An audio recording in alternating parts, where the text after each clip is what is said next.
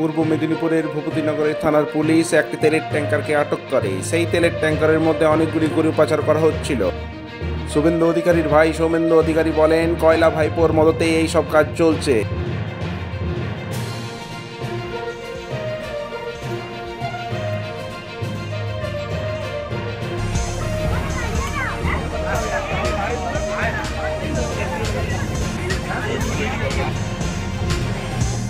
বুঝতে পারছি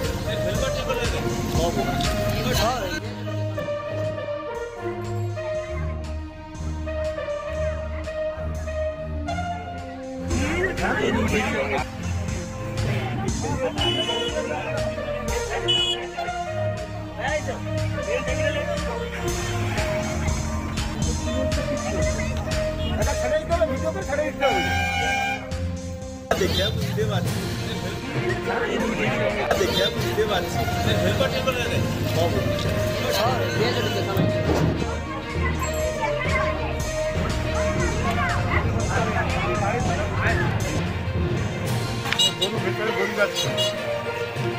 কতগুলো গরু আছে?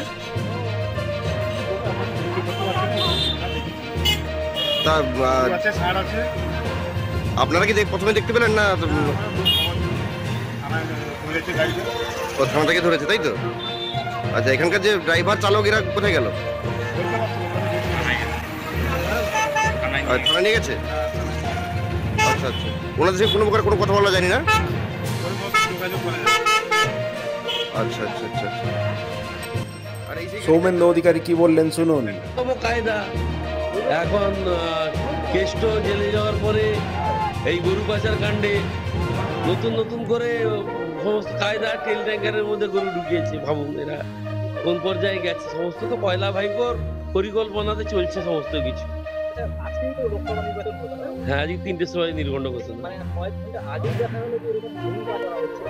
না না, এর সঙ্গে লোকসভা নির্বাচনের কোনো সম্পর্ক নেই। এটা সারা বছরের ব্যবসা।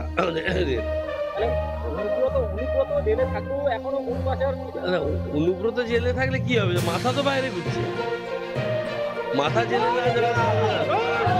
পুলিশ প্রশাসন কিছু করছে না, গোটা বিষয়টার মধ্যে ওদের মদত আছে।